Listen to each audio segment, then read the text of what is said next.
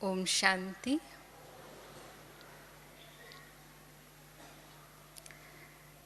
संगम युग पर बाप दादा ने हम बच्चों को लक्ष्य दिया है, मनुष्य से देवता बनना है। और देवताओं की विशेषता है वो संपूर्ण निर्विकारी हैं। तो ऐसे तो सभी 5 विकारों पर हमें विजय प्राप्त करनी है,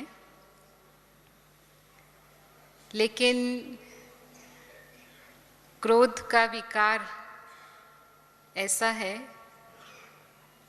जो प्रत्यक्ष हो जाता है। बाकी विकार जो हैं वो थोड़ा गुप्त भी रह जाते हैं, लेकिन क्रोध जब कोई भी करता है तो वो सामने आ जाता है कि ये व्यक्ति क्रोध कर रहा है। और जब हम क्रोध करते हैं तो उस समय हमारे मुंह से ऐसे शब्द निकलते हैं जो हम कहना नहीं चाहते हैं, लेकिन अनायास ही वो शब्द निकलते हैं और उन शब्दों से दूसरी आत्माओं को दुख पहुंचता है। क्योंकि क्रोध मनुष्य के विवेक को नष्ट कर देता है। हमें ये भान नहीं रहता कि हम ये क्यों कह रहे हैं, ये कहना चाहिए या नहीं कहना चाहिए। मेडिकल में इसको कहते हैं कि ये थोड़े समय का पागलपन है। जैसे एक पागल व्यक्ति को ये भान नहीं होता है कि मुझे कैसा व्यवहार करना चाहिए, ऐसे ही क्रोध की स्थिति में मनुष्य का होता है। तो इससे हमारे संबंधों पर असर पड़ता है, संबंध बिगड़ते हैं, आपसी प्रेम समाप्त हो जाता है। और फिर यदि हम चाहते हैं कि वैसा ही प्रेम हमारा बन जाए, कई बार हम पश्चाताप भी करते हैं कि मैंने ऐसा कह दिया, मुझे कहना नहीं चाहिए था, लेकिन फिर भी वो प्रेम नहीं हो पाता है। और कहने वाला कई बार भूल जाता है कि मैंने क्या कहा, लेकिन जिसको आपने कहा वो नहीं भूल पाता है। इसको कहते हैं कि तलवार का घाव भर जाता है, लेकिन ज़बान का घाव नहीं भरता। एक बार 2 पड़ोसियों में आपस में झगड़ा हुआ, तो क्रोध में आकर के दोनों ने ही एक दूसरे को काफ़ी उल्टा सीधा कहा। तो उसमें से एक जो था उसने गुरु किया हुआ था। तो उसके बाद उसको याद आया कि अरे, मैंने तो अपने गुरु को वचन दिया था कि मैं कभी भी गुस्सा नहीं करूँगा, लेकिन आज तो मैंने बहुत गुस्सा किया, मुझे इसका प्रायश्चित करना चाहिए। तो वो अपने गुरु के पास गया और उसने सारी घटना सुनाई।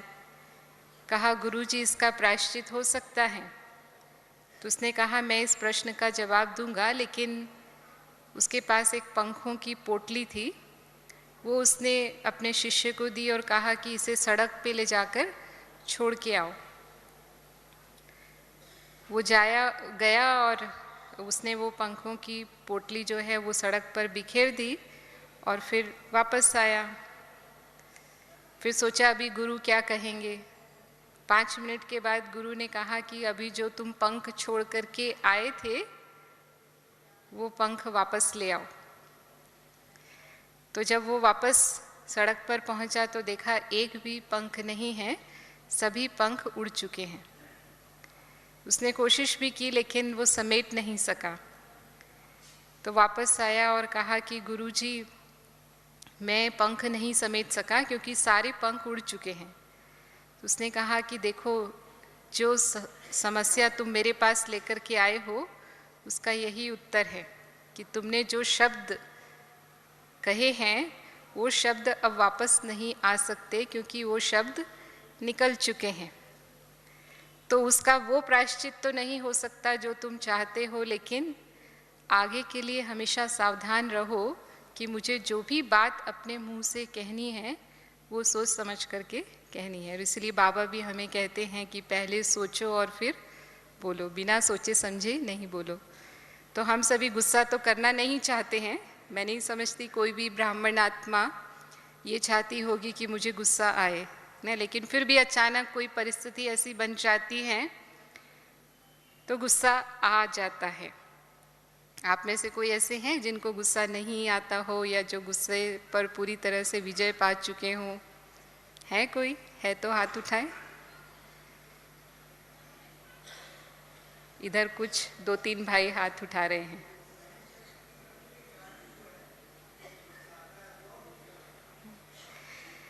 तो बहुत कम ब्राह्मण भी हैं जिन्होंने विजय प्राप्त की है, उनको तो ऑफरिंग है, लेकिन बहुत कम ब्राह्मण भी हैं जिन्होंने क्रोध पर विजय पाई है। तो जब हम क्रोध करते हैं तो हमें दोनों तरह से नुकसान होता है। हमारे ज्ञानी जीवन के हिसाब से भी हमें हानि होती है, और क्रोध हमारे स्वास्थ्य को भी प्रभावित करता है। नहीं, बाबा कई बार मुरलियों में कहते हैं कि जब हम गुस्सा करते हैं तो मानो आप घर परिवार में रहते हैं और मुरली सुन करके जाते हैं, बाद में कोई ऐसी बात होती है, आपको गुस्सा आ जाता है, तो बच्चे क्या कहेंगे कि आप आश्रम पर गए, ज्ञान सुन करके आए, आपने क्या सुना? तो आपको तो गुस्सा आता है, तो ऐसे ज्ञान का क्या फ़ायदा? तो सीधे सीधे जैसे बाबा का नाम बदनाम होता है। फिर हम गुस्सा करके अपना विकर्म भी बनाते हैं, और गुस्सा करते हैं तो हमारा जमा का खाता भी कम होता है। हम दूसरों के लिए एक पुअर रोल मॉडल होते हैं, माना दूसरे हमको आदर्श नहीं मानेंगे। अगर आप गुस्सा करते रहेंगे तो कोई भी आपको आदर्श मान करके आपके कर्मों को आचरण में नहीं लाएंगे। और खासकर शरीर के ऊपर जो उसके असर आते हैं, गुस्सा तनाव का एक रूप है, टेंशन का एक रूप है। और जब हम टेंशन में होते हैं या गुस्सा करते हैं तो हमारे शरीर में कुछ केमिकल्स बनते हैं, और उसके कारण हमारे हार्ट के ऊपर उसका असर आता है। तो इसीलिए जो गुस्सा करते हैं, जो लोग जिनको ज़्यादा गुस्सा आता है, उनको हार्ट की बीमारी एक नॉर्मल व्यक्ति की तुलना में 3 गुना ज़्यादा हो सकती है। कुछ लोगों को जिनको हार्ट अटैक आया था, उन लोगों को ये कहा गया कि आप कल्पना करो कि आपको गुस्सा आ रहा है। तो जब उन्होंने सिर्फ कल्पना की तो उसमें ही उनके हार्ट पर इतना असर आया, इसको कहते हैं हार्ट की पंपिंग कैपेसिटी, माना हार्ट जो है वो ब्लड पंप करता है, तो वो पंपिंग कैपेसिटी काफ़ी कम हो गई। तो जब पंपिंग कैपेसिटी कम होती है तो खून का दौरा कम होने लगता है, और अगर हार्ट में खून का दौरा कम होता है तो एंजाइना हो सकता है। एंजाइना माना सीने में जो दर्द होता है उसको एंजाइना कहते हैं। और अगर वो बढ़ जाता है तो फिर अटैक आ जाता है, जिसको दिल का दौरा पड़ना कहते हैं। तो वो इतनी कम हो गई कि उनको हार्ट अटैक हो सकती थी। तो सोचो, कल्पना करने का भी इतना बुरा असर होता है, तो जब हम रियल में गुस्सा करते हैं तो कितना असर होता होगा। तो खासकर जो हार्ट पेशेंट्स होते हैं उनको तो डॉक्टर बिल्कुल कहते हैं कि उनको क्रोध नहीं करना है। और 60 वर्ष की आयु के बाद जो हमारी मस्तिष्क की खून की नलियाँ होती हैं वो बहुत पतली होती हैं। तो अगर हमें क्रोध आता है तो हमारा ब्लड प्रेशर बढ़ जाता है, और ब्लड प्रेशर बढ़ने से वो खून की नली फट सकती है। तो अगर वो फट जाती है तो सभी जानते हैं उससे पैरालिसिस हो जाता है, यानी जो एक साइड का हिस्सा है शरीर का वो काम करना बंद कर देता है। और हमारे जो भी मांसपेशियां हैं वो क्रोध के दौरान तनाव में आ जाती हैं। इसीलिए क्रोध में आकर के लोग मारपीट कर देते हैं, क्योंकि मांसपेशियां तनाव में आ जाती हैं तो बहुत जल्दी हाथ चलता है। तो ये स्नायु तनाव में आने के कारण हमको सिर दर्द हो सकता है, कमर में दर्द हो सकता है, बॉडी एक्स हो सकते हैं, और क्रोध के कारण हमारी रेजिस्टेंस पावर भी कम हो जाती है। जो शरीर की रोग प्रतिरोधक शक्ति होती है, यानी बीमारियों से लड़ने की जो शक्ति होती है, वो शक्ति भी कम हो जाती है। तो ऐसे में हमको इन्फेक्शन बहुत जल्दी हो सकता है। जो बाहर वायुमंडल में जर्म्स होते हैं वो हमेशा ही रहते हैं, लेकिन जिनकी रेजिस्टेंस पावर अच्छी होती है उनके ऊपर इसका असर नहीं होता है। लेकिन अगर रेजिस्टेंस पावर कम हो जाती है तो इन जर्म्स के कारण हमें इन्फेक्शन होता है और अनेक प्रकार की बीमारियां हो जाती हैं। तो इतना हमारे शारीरिक स्वास्थ्य पर इसका असर हो सकता है। फिर हमारे मानसिक स्वास्थ्य पर भी इसका असर आता है। वो कब आता है? हम दो प्रकार से क्रोध करते हैं। एक तो हम गुस्सा बाहर निकालते हैं ना, जब हम प्रत्यक्ष में करते हैं, और दूसरा है हम कई बार गुस्सा पी जाते हैं, गुस्सा कर नहीं पाते हैं। मानो जिसके ऊपर आपको गुस्सा आ रहा है वो व्यक्ति आपसे बड़ा है या आपका कोई अधिकारी है जिसको आप कुछ कह नहीं सकते हैं, या कई बार अपने मान को रखने के लिए कि अगर मैंने गुस्सा कर दिया तो लोग क्या सोचेंगे कि ये गुस्सा कर रहे हैं। तो हम गुस्सा करते नहीं हैं, बोलते कुछ भी नहीं है, लेकिन क्या करते हैं, अंदर ही अंदर उस गुस्से को पी लेते हैं, यानी अंदर रख लेते हैं उस बात को। तो उसका भी असर हमारे दिमाग पर आता है। और जिन लोगों को ऐसा स्वभाव होता है कि वो गुस्से को अंदर ले जाते हैं, उनको डिप्रेशन हो सकता है, उनको इन्फीरियरिटी कॉम्प्लेक्स हो सकता है, या मानसिक बीमारियां हो सकती हैं जिन्हें न्यूरोसिस कहते हैं, न्यूरोटिक बीमारियां कहते हैं। तो ये दोनों प्रकार के प्रभाव क्रोध से हमारे ऊपर होते हैं। और कहते हैं 4 प्रकार का गुस्सा हमारे जीवन में हम करते हैं। एक ऐसा गुस्सा होता है जो पानी पर लकीर के समान होता है। जैसे पानी पर लकीर कभी ठहरती नहीं है, आती है और पानी पर लकीर खींचेंगे क्या होगा, तुरंत समाप्त, रहती नहीं है। तो गुस्सा आया और गया, उसका कोई प्रभाव मन पर नहीं रहता है। ऐसा गुस्सा खासकर जो हमारे शुभ चिंतक होते हैं उनका होता है, कि वो अगर हमें कोई बात सिखाना चाहते हैं, कुछ शिक्षा देना चाहते हैं, तो वो सिर्फ हमें सिखाने के लिए कुछ बात कहते हैं, लेकिन वो उसे मन पर नहीं रखते, क्योंकि उनकी हमारे प्रति शुभ भावना हो जाती है। खासकर माँ जो अपने बच्चों के प्रति करती है, तो वो बहुत थोड़े समय का, अल्पकाल का होता है। दूसरे प्रकार का गुस्सा होता है रेत पर लकीर के समान। रेत पर जो लकीर होती है वो थोड़ा समय, कुछ घंटे रहती है, ज़्यादा समय नहीं रह सकती। तो ऐसा गुस्सा निकट संबंधों में आता है, यानी जैसे पति पत्नी है या भाई बहन हैं या जो भी कोई कुछ नज़दीकी हैं, आपस में कुछ बात हुई, कुछ घंटे तक उसका असर रहेगा, फिर वापस संपर्क में आएंगे और भूल जाएंगे, वैसे के वैसे हो जाएंगे। तीसरे प्रकार का गुस्सा होता है जो मिट्टी पर लकीर के समान होता है। मिट्टी पर हम लकीर खींचते हैं तो दिनों तक रहती है। तो ये जो हमारे थोड़े दूर के संबंध होते हैं, कभी उनके बीच में हमारी कुछ कहा सुनी हुई तो उसका प्रभाव थोड़ा ज़्यादा लंबा समय तक रहता है, तो वो जैसे एक पत्थर पर लकीर के समान हो जाता है, मिट्टी पर लकीर के समान हो जाता है। और चौथे प्रकार का गुस्सा होता है पत्थर पर लकीर के समान। पत्थर पर जो लकीर होती है वो अमिट होती है, उसको मिटा नहीं सकते हैं, माना वो लंबा काल तक चलता है, यानी पीढ़ियों तक भी ऐसा गुस्सा ट्रांसफ़र होता रहता है। एक पीढ़ी में आपस में कोई बात हुई तो वो दूसरी पीढ़ी भी उसी को ही अनुसरण करती है, फिर तीसरी पीढ़ी भी उसी पर चलती है, और उनकी आपस में वैसी ही दुश्मनी बनी रहती है जो एक पीढ़ी पहले थी। तो ऐसा भी कभी कभी संसार में हम देखते हैं, लोग करते हैं। लेकिन हमें तो किसी भी प्रकार का गुस्सा नहीं करना है, चाहे वो पानी पर लकीर के समान ही क्यों ना हो। तो इतना क्रोध मुक्त हम कैसे बन सकते हैं? तो पहले हम ये समझें कि क्रोध हमें किस कारण से आता है।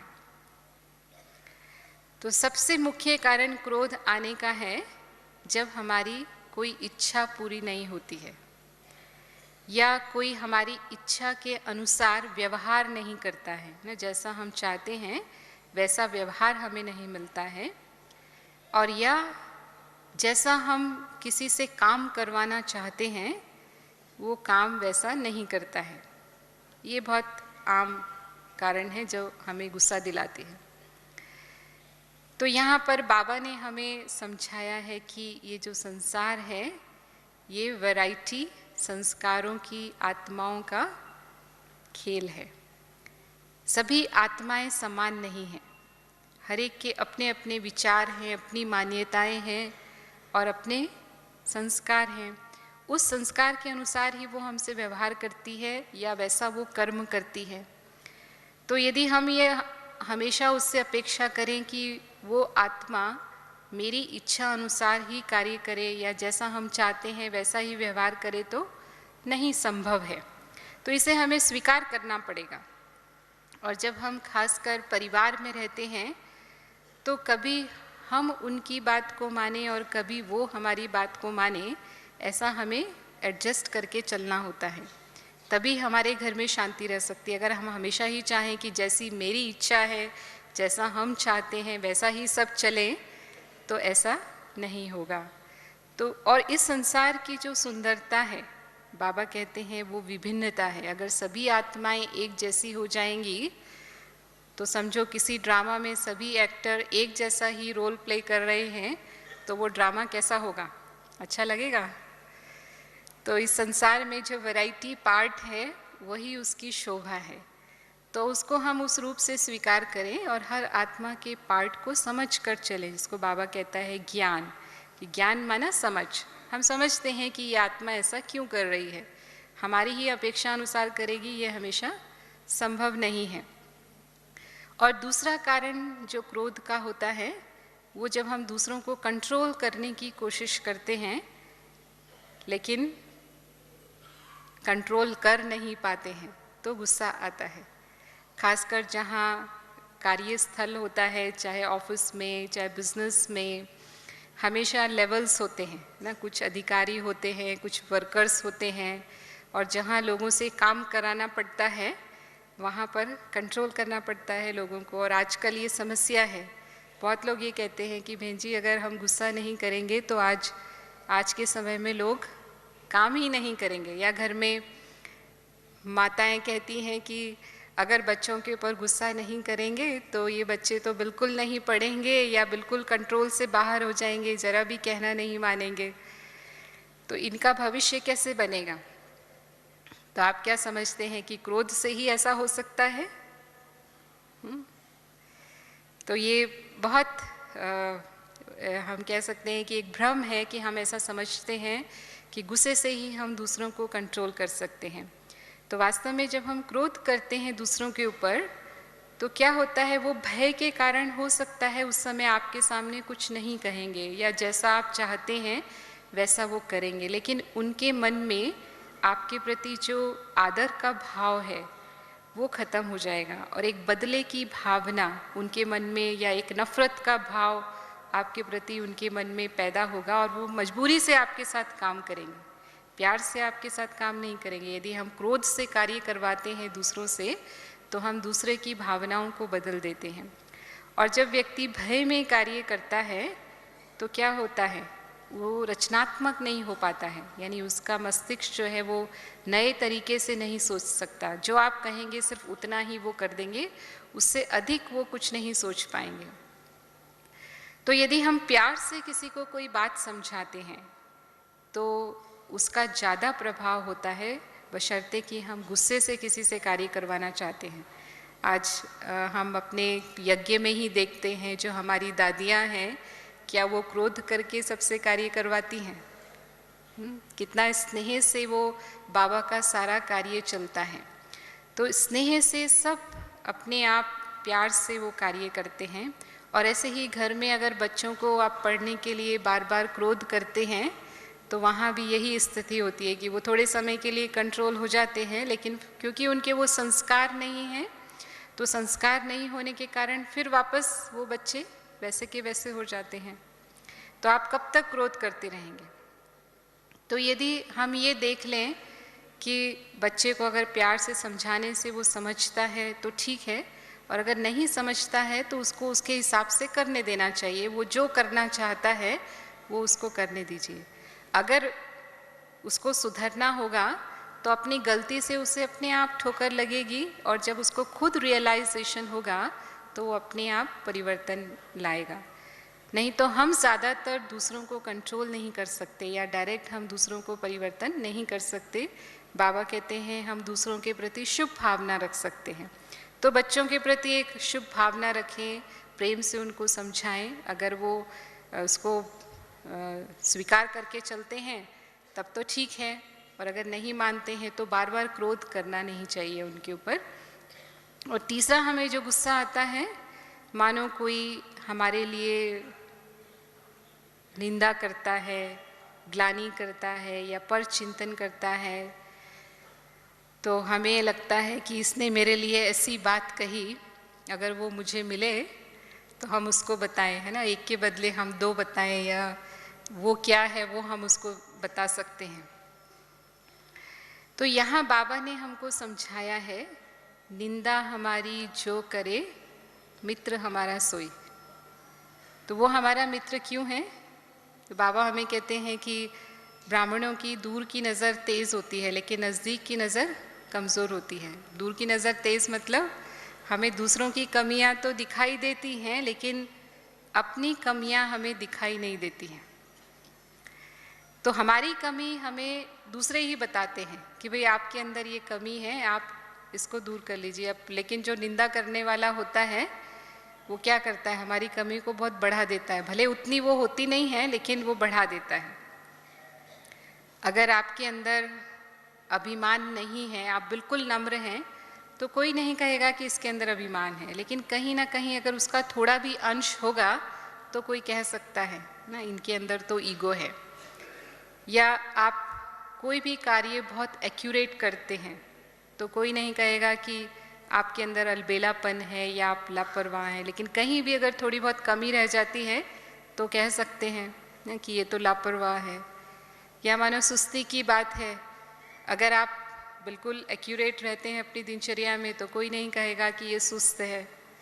लेकिन कहीं भी ऊपर नीचे होता है तो कोई भी कमेंट अगर हमें मिलता है तो ज़रूर 1% भी हमारे अंदर वो कहीं ना कहीं कमी है। हो सकता है उतनी नहीं हो जितना कहने वाला कह रहा है। तो उसमें हम अगर अपने आप को देखें, जिसको बाबा कहते हैं चेक करो, और फिर यदि हम अपने अंदर चेंज ले आएंगे तो हमारी उन्नति होगी। और हमें तो सर्वगुण संपन्न बनना है, तो बहुत ही अच्छा है जितनी जल्दी हम अपनी कमियों को निकाल पाएँ। तो जितनी हमें अपनी कमियां पता चलेगी उतना जल्दी हम उसे दूर कर सकेंगे। तो उसे हमें अपना मित्र समझना चाहिए और शुभ चिंतक समझना चाहिए कि वो हमें बता रहा है कि हमें परिवर्तन करने की ज़रूरत है। फिर कई बार कोई हमें धोखा देता है या झूठ बोलता है या हमारे विश्वास को ठेस पहुंचाता है, जिस पर हम बहुत विश्वास करते हैं लेकिन उसी से ही हमको धोखा मिलता है, तो गुस्सा आता है उस व्यक्ति के ऊपर कि मैंने इसके लिए इतना किया और ये मेरे लिए ऐसा कर रहा है। तो यहाँ पर हमें बाबा ने क्या समझाया है कि हमारा कर्मों का हिसाब किताब है वो हमें यहीं चुकतू करना है। तो ज़रूर उस आत्मा के साथ हमारा कोई ऐसा हिसाब किताब होगा कि भले ही हम उसके साथ भला कर रहे हैं लेकिन फिर भी वो हमें धोखा दे रहा है। तो उसे हिसाब किताब समझ करके कि क्योंकि हमें यहाँ ही कर्मातीत बनना है, सारे हिसाब किताब यही चुकतू करने हैं। कई बार ऐसा होता है ना, हम बाबा ने एक बार मुरली में कहा था कि सामने वाला झूठ बोल रहा है और उसके झूठ पर हम गुस्सा कर रहे हैं। तो जो झूठ बोलने वाला है वो तो गलत है ही है, लेकिन गुस्सा करने वाला क्या सही है? तो दोनों ही फेल हो गए, वो भी फेल और हम भी फेल। तो इसको समझदारी नहीं कहेंगे। तो अगर वो ऐसा कर रहा है तो भी मुझे ऐसा नहीं करना है, तभी तो हम पास हुए, है ना, तभी हम पास विद ऑनर होंगे, हम विजयी होंगे। अगर हम दोनों ही एक जैसा कर रहे हैं तो दोनों में से कोई भी पास नहीं हुआ। तो यहाँ पर हम इस बात का ध्यान रखें और इससे परिवर्तन करें कि जो आत्मा हमारे साथ ऐसा कर रही है वो वास्तव में इस जन्म का हिसाब किताब चुकतू कर रही है। फिर हमें गुस्सा आता है कई बार, अगर हम असंतुष्ट होते हैं किसी बात से, और असंतुष्ट तब होते हैं जब हमें जीवन में कोई अप्राप्ति होती है। अगर प्राप्तियां हैं तो फिर असंतुष्ट होने का प्रश्न नहीं है। और दो प्रकार की प्राप्तियां होती हैं जीवन में, स्थूल प्राप्ति और सूक्ष्म प्राप्ति। स्थूल प्राप्ति में तन, मन, धन, संबंध, ये चारों प्राप्तियां आ जाती हैं, और सूक्ष्म प्राप्तियों में नाम, मान और शान। तो ये प्राप्तियां हर एक मनुष्य अपने जीवन में चाहता है, और बाबा ने हमें ये सर्व प्राप्तियां दे दी हैं। हाँ, हमें बाबा क्या कहते हैं? अप्राप्त नहीं कोई वस्तु ब्राह्मणों के खजाने में। है कोई अप्राप्त वस्तु? तो जब सर्व प्राप्तियां हैं तो असंतुष्ट होने का प्रश्न नहीं होता है। लेकिन हम असंतुष्ट कब होते हैं? जब हम दूसरों से अपनी तुलना करने लगते हैं, यानी बाबा को देखने की बजाय हम दूसरों को देखने लगते हैं। बाबा ने हमें कहा है कि बाबा ही मेरा संसार है, ऐसा समझकर चलो। बाबा ही मेरा सब कुछ है, सब वस्तु और व्यक्ति की प्राप्ति किससे है? बाबा से है। लेकिन यदि हम देखते हैं फलाना व्यक्ति है, वो ऐसा कर रहा है, उसको ऐसा मिलता है, उसके पास ये सब कुछ है, उसको मान मिलता है, उसको सेवा मिलती है, उसको सब पूछते हैं, उसको सब प्यार करते हैं, हमने व्यक्ति को देखना शुरू कर दिया। तो ये सब तो मुझे प्राप्त नहीं हो रहा है, तो असंतुष्ट हो जाते हैं, और जो व्यक्ति ऐसा व्यवहार कर रहा है उसके ऊपर हमें गुस्सा आने लगता है। तो बाबा ने हमें समझाया है कि हम सभी विशेष आत्माएं हैं, हर एक के अंदर अपनी विशेषता है, और यदि हम उस विशेषता को कार्य में लगाएंगे तो वो विशेषता बढ़ेगी। यदि एक के आगे हम 0 लगाते हैं तो वो 10 हो जाता है, और 10 के आगे अगर 0 लगाते हैं तो 100 हो जाता है, तो मल्टीप्लाई हो जाता है। तो यहाँ भी ऐसा है कि जो विशेषता हमको बाबा ने दी है, उस विशेषता को हम पहचाने और कार्य में लगाएं तो वो मल्टीप्लाई हो जाएगी। और जब हम अपनी योग्यता को बढ़ाएंगे तो अपने आप हमें प्राप्ति होगी, और असंतुष्टता का प्रश्न ही नहीं उठता। और प्राप्तियों के रूप में हम बेहद की प्राप्तियों को याद करें, हद में नहीं जाएं। अगर हम हद में जाते हैं तब असंतुष्ट होते हैं। तो बेहद की प्राप्ति में बाबा ने कहा कि आपको एक जन्म का नहीं लेकिन 21 जन्म का तन, मन, धन और जन का भाग्य प्राप्त है, जो इस दुनिया में किसी को भी प्राप्त नहीं होता है। 21 जन्म में ये जन्म भी आ जाता है ना, तो इस जन्म में भी बाबा ने अलौकिक रीति से हमें ये चारों भाग्य दिए हैं। अब तन का जो भाग्य है या प्राप्ति है वो स्वस्थ तन माना जाता है। तो संगम युग पर मानो यदि हमें तन का कोई रोग भी होता है तो भी बाबा ने हमारी आत्मा को तो स्वस्थ बना दिया, मन को तो स्वस्थ बना दिया, और मन के स्वस्थ होने के कारण तन की बीमारी भी हमें इतनी महसूस नहीं होती है, जिसको बाबा कहते सूली से कांटा हो जाती है। और ये भी हमें ज्ञान है कि तन का हिसाब किताब यही चुकतू करना है, क्योंकि तमो प्रधान तत्वों से बना हुआ ये शरीर है। अगर कोई बीमारी आती भी है तो उसे हमें उस कर्म भोग को कर्म योग से चुकतू कर देना है। बीमारी कॉन्शियस नहीं होना है। अगर हम सोल कॉन्शियस रहते हैं तो बाबा की दुआएं हमें मिलती रहती हैं, और बहुत जल्दी ही उस बीमारी से हमें मुक्ति में मदद मिलती है। और ये भी बाबा कहते हैं कि मानो अगर कोई ऐसी स्थिति है तो भले डॉक्टर के पास जाओ, और डॉक्टर जो दवाई देते हैं उस दवाई को लो और ठीक हो जाओ, क्योंकि ये दवाइयाँ भी जो हैं वो कलयुगी फ्रूट हैं। तो ऐसे नहीं समझना है कि हम दवाई खा रहे हैं, लेकिन समय पर दवाई लेकर बीमारी का इलाज करके ठीक हो जाओ। तो आज तो विज्ञान के इतने साधन हैं, सभी प्रकार की बीमारियों की दवाइयाँ हैं, अगर आप इलाज कराते हैं तो उसका इलाज हो जाता है। तो तन के स्वस्थ रखने की समझ भी बाबा ने हमको दी, वो नॉलेज भी हमें दी है कि ये जो तन है वो इस संगम युग में बहुत वैल्यूबल है। इस तन के द्वारा ही हम पुरुषार्थ कर रहे हैं, और इसे भी हमें स्वस्थ रखना है। इसका हिसाब किताब भी चुकतू करते हुए हमें संपूर्ण स्थिति को प्राप्त करना है। मन को मनमाना भव बना दिया तो बाबा की याद से जो अतीन्द्रिय सुख मन को मिलता है वो तो संसार में और किसी भी व्यक्ति वस्तु की प्राप्ति से नहीं मिलता है। तो मन का सबसे बड़ा सुख मिल गया है ना, जो अतीन्द्रिय सुख मिलना चाहिए मन को, वो प्राप्त हो गया। धन का सुख, बाबा कहता है कि दुनिया में लोग समझते हैं कि करोड़पति अरबपति होंगे तो सुखी रहेंगे, लेकिन हम उस धन के लिए नहीं, लेकिन जो ज्ञान धन बाबा ने हमको दिया है वो हम सबके लिए बहुत बड़ा धन है। The knowledge is the source of income, है ना। तो बिन कौड़ी बादशाह है, बाबा ने हमको जो बनाया है वो बिन कौड़ी बादशाह बनाया है कि है कुछ नहीं लेकिन फिर भी बादशाह है। तो क्योंकि एक एक ज्ञान रत्न की वैल्यू लाखों रुपए की है, तो उस हिसाब से देखें तो सभी ब्राह्मण क्या हो गए, पद्मा पद्मपति से भी आगे भी जो लगा लो वो सब हो गए। तो जब इतनी बड़ी धन की प्राप्ति हमको है तो उसके आगे वो स्थूल धन क्या है। और यूँ भी कहते हैं कि संतोष धन सबसे बड़ा धन है। भक्ति मार्ग में भी ये गायन है कि संतोष धन सबसे बड़ा धन है। कहते हैं गोधन, गजधन, बाजी धन और रतन धन खान ना, जब आवे संतोष धन सब धन दूरी समान, कहते हैं ना। तो संतोष के आगे ये सब धन बेकार हो जाते हैं। तो बाबा ने जो हमें प्राप्तियां कराई हैं और उससे जो हमें संतुष्टता की स्थिति का अनुभव हुआ है, उसके आगे वो धन कुछ भी नहीं है, मिट्टी के समान है। जो ब्रह्मा बाबा ने अनुभव किया कि बाबा के सामने, बाबा तो कितना धनवान थे और कितने हीरे जवाहरात का वो व्यापार करते थे, लेकिन जैसे ही ज्ञान प्राप्त हुआ तो उन्होंने क्या कहा, जो पाना था वो पा लिया, उसके आगे जो हीरे हैं वो मेरे लिए पत्थर के समान हैं। लेकिन फिर भी बाबा ने ये वादा किया है ब्राह्मण बच्चों से कि ब्राह्मण जीवन में हमारी सर्व आवश्यकताएं सहज पूरी होंगी।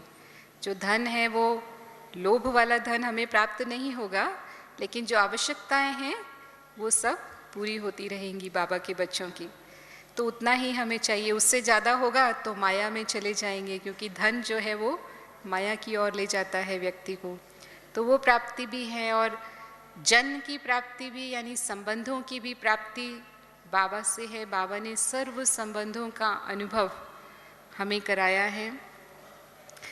दुनिया में हो सकता है कि कोई संबंध है कोई नहीं है, है ना। किसी को माँ नहीं होगी, किसी को पिता नहीं होगा, किसी को भाई नहीं होगा, किसी को बहन नहीं होगी, कोई संबंध की कमी हो सकती है। तो व्यक्ति महसूस करता है कि मेरे को ये नहीं है, लेकिन एक बाबा में तो सभी संबंध समाये हुए हैं और हम जब चाहें, जिस समय चाहें, उन संबंधों का अनुभव बाबा से कर सकते हैं। तो सदा ही सर्व संबंधों की प्राप्ति है और अविनाशी है, क्योंकि बाबा तो विनाशी नहीं है न। मनुष्य आत्मा की मृत्यु हो सकती है, लेकिन बाबा तो अविनाशी है। तो सदा काल की सर्व संबंधों की प्राप्ति हमें बाबा से है। तो जब इस बेहद की प्राप्ति को हम स्मृति में रखते हैं तो किसी अन्य आत्मा से भेंट करके असंतुष्ट होने का प्रश्न नहीं होता है। जब हम हद में चले जाते हैं तब असंतुष्ट होते हैं। तो सदा अपनी प्राप्तियों को याद रखें, तो हमारे मन में कभी भी वो द्वेष और ईर्ष्या की जो स्थिति है, जो मन को असंतुष्ट करती है, वो नहीं आएगी। फिर कई बार लोग जो हैं वो किसी दूसरे का गुस्सा दूसरे पर निकालते हैं। माना जैसे मैंने कहा, हम किसी के ऊपर गुस्सा नहीं कर सकते हैं तो वहाँ तो चुप रहते हैं, लेकिन दूसरे व्यक्ति पर उसे निकाल करके पूरा कर लेते हैं। एक बार एक भाई थे और उन्होंने कहा कि बहन जी, जो मेरे ऑफिसर हैं वो बहुत स्ट्रिक्ट हैं, तो हम बहुत काम करते हैं और कोई भी थोड़ी भी गलती होती है तो वो हमें बहुत डांट देते हैं। अब उनके सामने तो कुछ नहीं कह सकते हैं, लेकिन जब वो घर आते थे तो घर आके वो गुस्सा अपनी पत्नी पर निकालते थे। वो पत्नी को समझ में नहीं आता था कि कुछ बिना कुछ बात के गुस्सा कर रहे हैं, तो वो अपना गुस्सा अपने बच्चे पर निकाल देती थी, क्योंकि उसका बस बच्चे पर चलता था। वो बच्चे को समझ में नहीं आता था, वो बाहर जाके खेलता था और वो अपना गुस्सा, वो जो गली में कुत्ता घूमता था उसको पत्थर मार के निकालता था। तो एक अपना गुस्सा दूसरे पर, दूसरा तीसरे पर ऐसे निकालते। तो ये भी गलत है कि हम अपना गुस्सा जो है वो दूसरों के ऊपर निकालें। अगर निकालना ही है तो एक उसका तरीका हो सकता है मेडिकली इसको कहते हैं कि समझो अगर आप अपनी मांसपेशियों को प्रयोग करते हैं, अगर आपने गुस्सा अंदर इकट्ठा कर लिया है तो मांसपेशियों में अगर गति लाते हैं तो उस गति से वो हमारे टॉक्सिन्स जो हैं वो रिलीज़ हो जाते हैं और हमारा गुस्सा ख़त्म हो जाता है, क्योंकि शरीर की फिजियोलॉजी चेंज होती है उससे। तो फिर आप कुछ गेम्स खेलें उसके लिए, या वॉकिंग कर लें, माना आधा घंटा पैदल चले जाएं, या फिर अपने मुंह में कुछ चबाएं, ना कुछ कठोर चीज़ चबाएं, या कच्ची सब्जियां भी खा सकते हैं।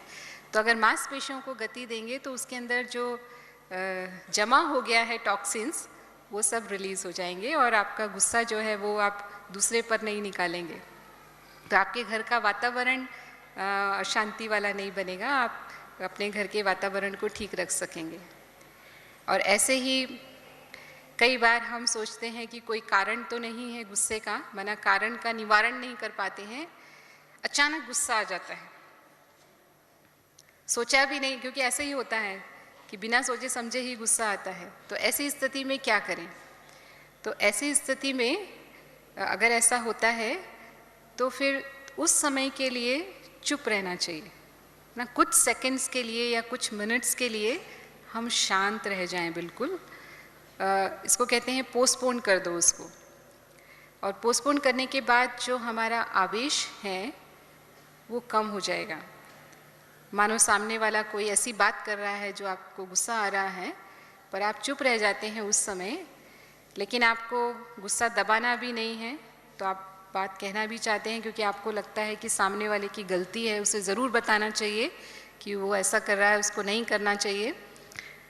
तो वही बात अगर आप शांति से कहेंगे, कुछ अच्छे शब्दों में कहेंगे, प्रेम से कहेंगे, तो वो स्वीकार करेगा।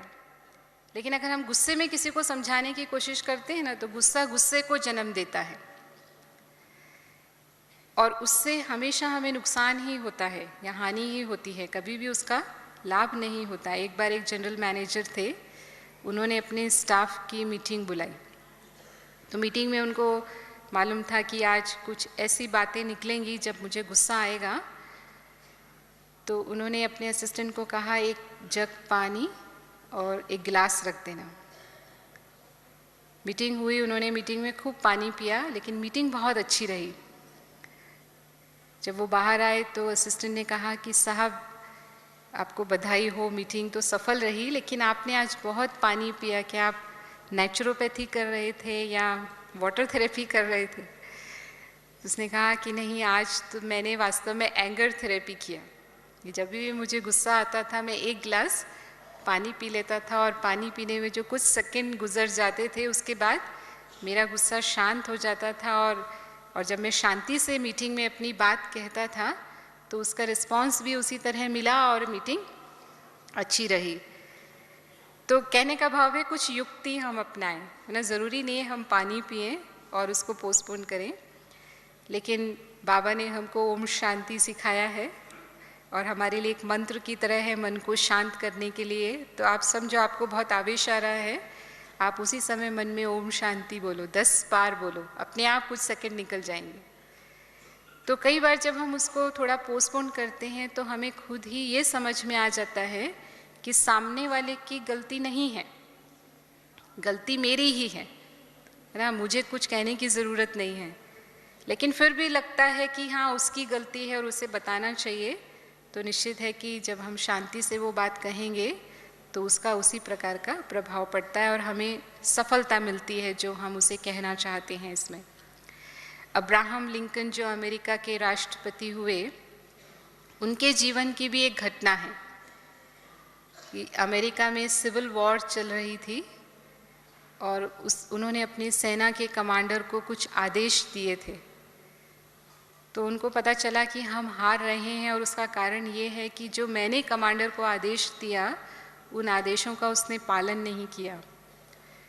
तो उनको बहुत क्रोध आया और अपने ऑफिस में बैठ कर के उन्होंने एक पत्र उसे लिखा जिसमें उसने काफ़ी कठोर शब्द अपने कमांडर के लिए प्रयोग किए।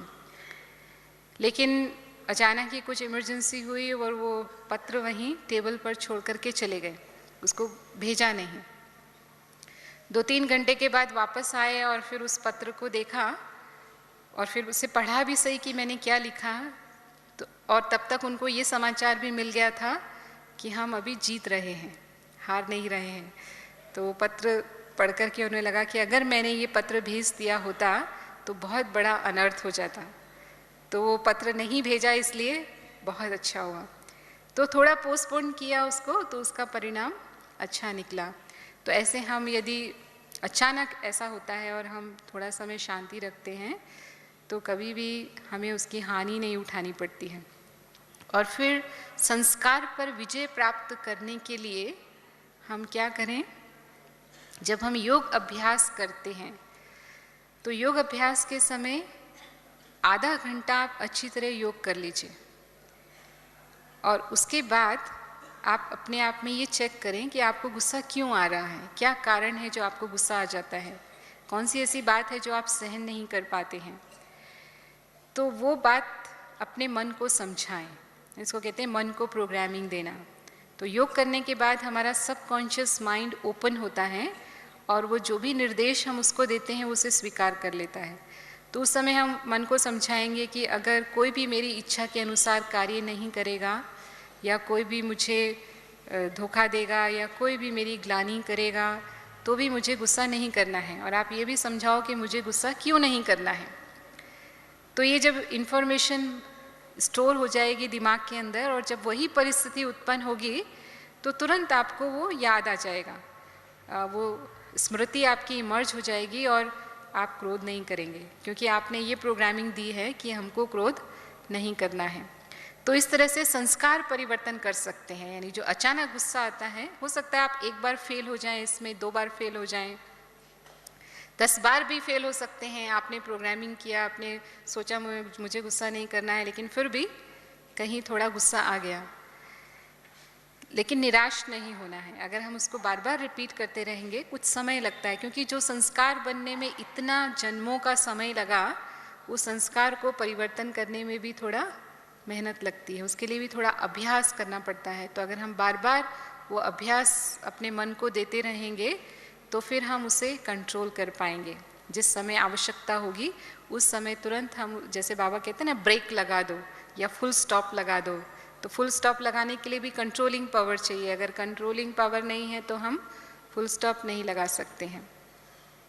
फिर मानो हम योग का अभ्यास करते हैं तो उस समय आप शांत स्वरूप आत्मा की स्थिति का ज़्यादा अभ्यास करें। जब गुस्से की स्थिति होती है तो जहाँ शांति है वहाँ क्रोध नहीं हो सकता। तो आजकल आपने देखा होगा कि मधुबन में हर घंटे घंटे में ट्रैफिक कंट्रोल होता है 1 मिनट के लिए। तो हर घंटे में 1 मिनट अपने आप को ये स्मृति दिलाएं कि मैं एक शांत स्वरूप आत्मा हूँ, शांति के सागर की संतान हूँ, शांति धाम की रहने वाली हूँ। तो जो शांत स्वरूप आत्मा है वो क्रोध कैसे करेगी ना, तो क्रोध आएगा ही नहीं। मना क्रोध रोकने की बात नहीं है, लेकिन अंदर से ही वो क्रोध नहीं आएगा। कैसे भी परिस्थिति उत्पन्न होगी, जैसे हमारी वृत्ति और हमारी स्मृति ही पूरी तरह से परिवर्तन हो जाएगी।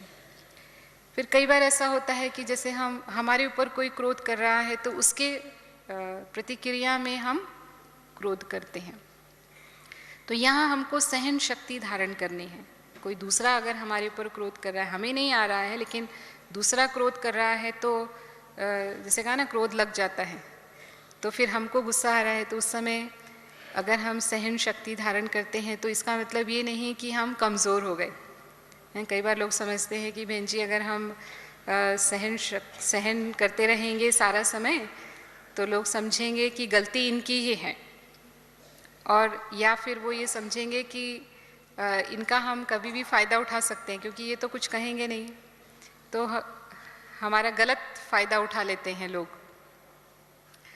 तो बाबा ने हमें क्या सिखाया है कि सहन करना कमज़ोरी नहीं है लेकिन सहन शक्ति है, इसीलिए उसको सहन शक्ति कहा गया। तो अगर आप एक बार सहन कर लेते हैं उस व्यक्ति को, 2 बार सहन कर लेते हैं, 3 बार सहन कर लेते हैं, तो वो भी सोचता है उस बात को कि इसने मुझे सहन किया।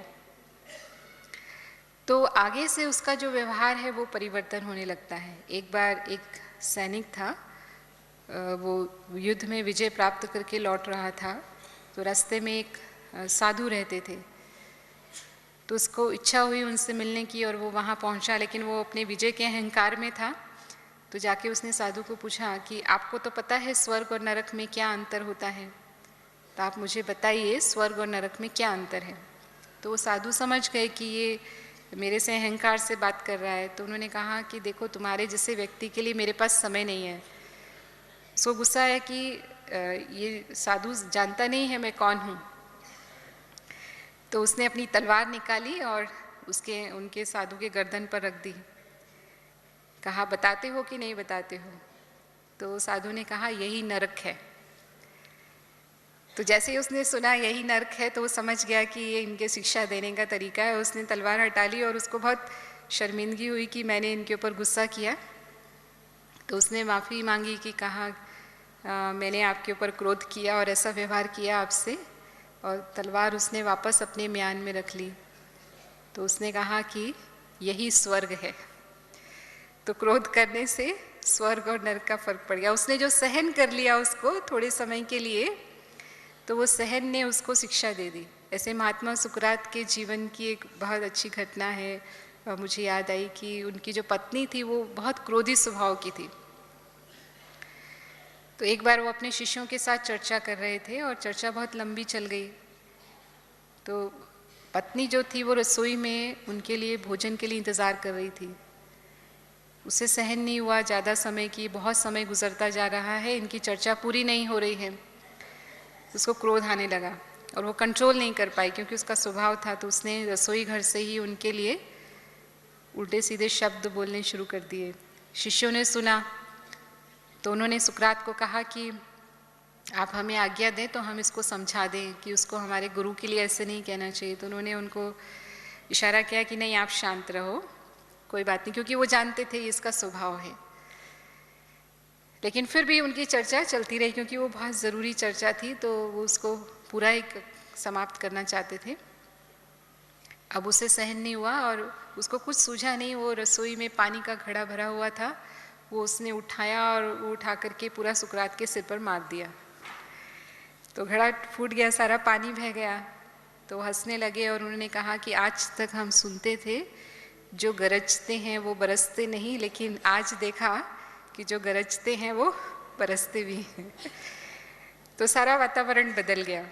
माना क्रोध के बदले में जो उनका अपमान हुआ, उन्होंने क्रोध नहीं किया लेकिन उस बात को परिवर्तन कर दिया। तो उनकी पत्नी को बहुत रियलाइज़ हुआ ये बात कि मैंने कितना अपमान किया उनके शिष्यों के सामने, लेकिन फिर भी उन्होंने मुझे कुछ नहीं कहा और सिर्फ हंसी में उस बात को टाल दिया, और फिर आगे से उसका स्वभाव हमेशा के लिए बदल गया। तो हम अगर किसी को सचमुच परिवर्तन करना चाहते हैं तो फिर हमें थोड़ा सहन शक्ति धारण करनी होगी। बाबा कहते हैं आप सहन किसके लिए करते हो, किसकी आज्ञा से करते हो।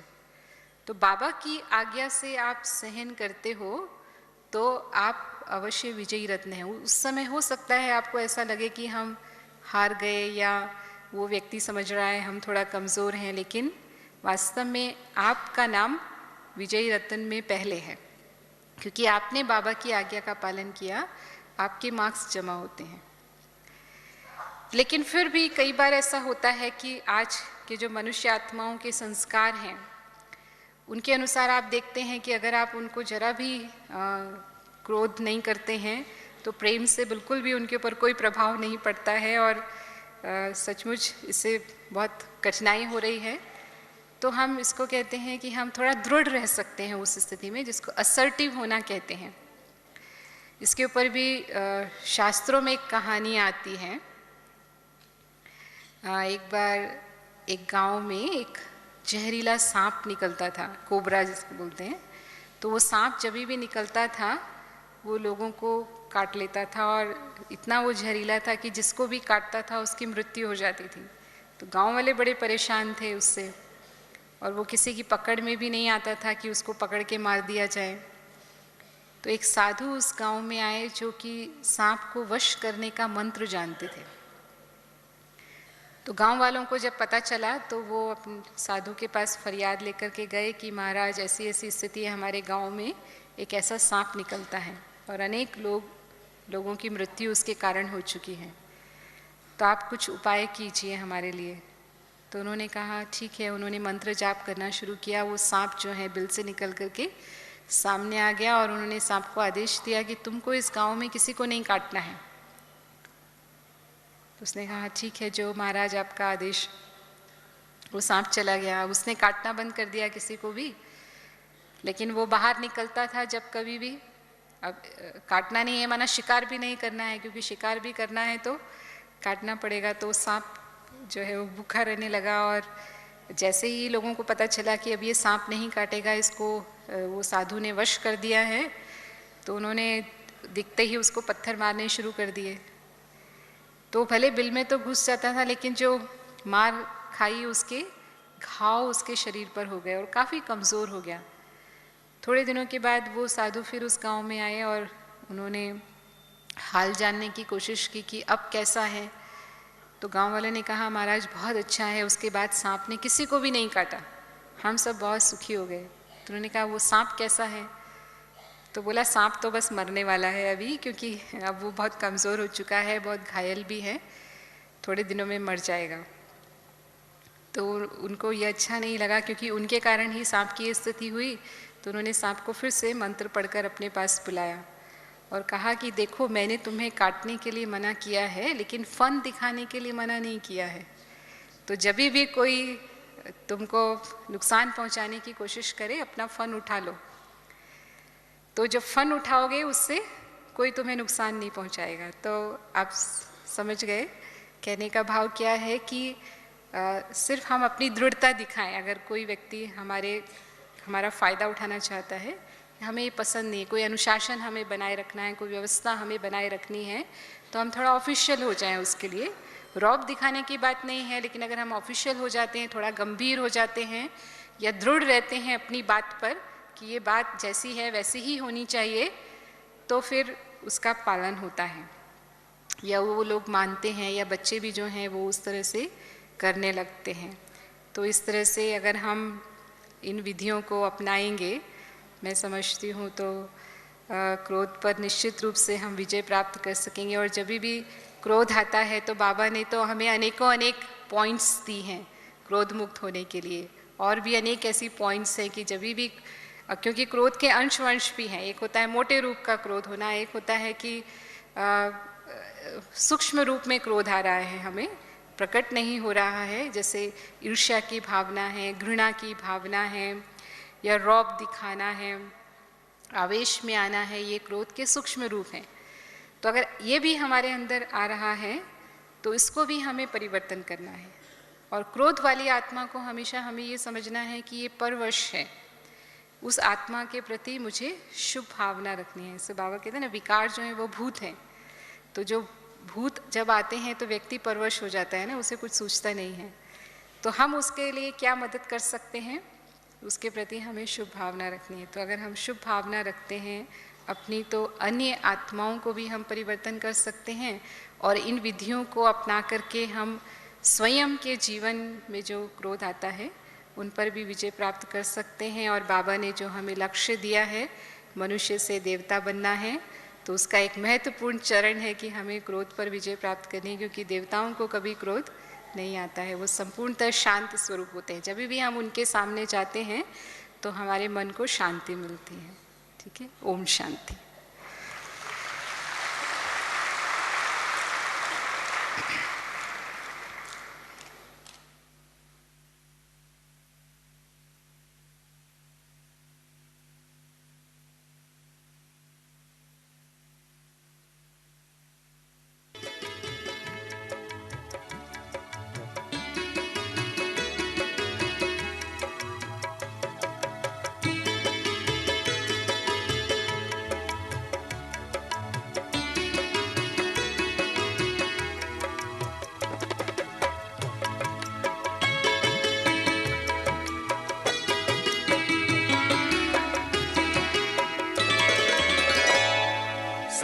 खुश रहो, मुस्कुराते रहो, सदा खुश रहो, मुस्कुराते रहो, खजाना खुशी का लुटाते रहो, खजाना खुशी का लुटाते रहो, गाते रहो,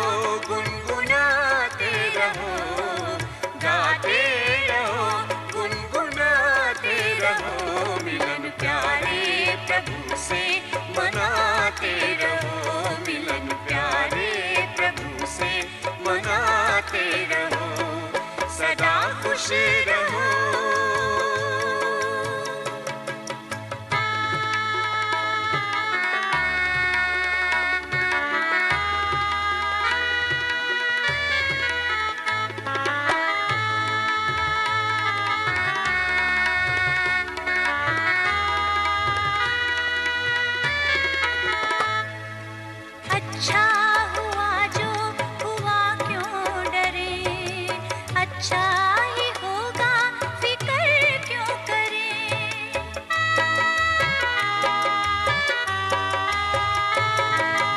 अच्छा हुआ जो हुआ, क्यों डरे, अच्छा ही होगा, फिक्र क्यों करे। हर बात में सबका कल्याण है, हर बात में सबका कल्याण है। खुशी का मरम ये सुनाते रहो, सदा खुश रहो, मुस्कुराते रहो, खजाना खुशी का लुटाते रहो, सदा खुश रहो।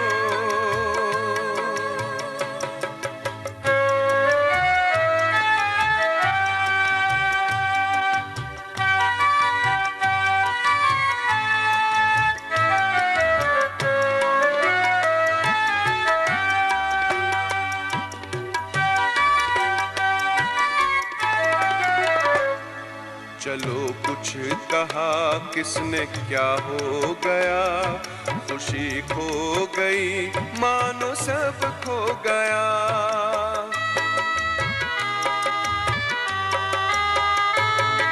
चलो कुछ कहा किसने क्या हो गया, खुशी खो गई मानो सब खो गया। खुशी जैसी कोई दवा ही नहीं, खुशी जैसी कोई दवा ही नहीं। ये अमृत है सबको पिलाते रहो, गाते रहो, गुनगुनाते रहो, मिलन प्यारे प्रभु से मनाते रहो, सदा खुश रहो।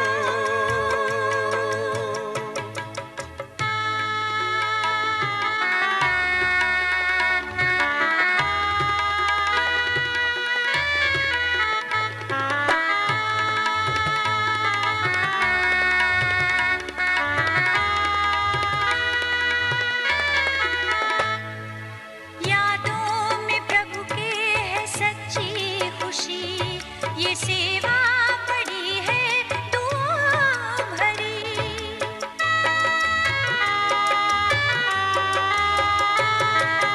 यादों में प्रभु के है सच्ची खुशी, ये सेवा बड़ी है दुआओं भरी। ये मुस्कान वरदान भगवान का, ये मुस्कान वरदान भगवान का। नाचो खुशी में नचाते रहो, सदा खुश रहो, मुस्कुराते रहो, खजाना खुशी का लुटाते रहो, गाते रहो, गुनगुनाते रहो, मिलन प्यारे प्रभु से मनाते रहो, सदा खुश रहो।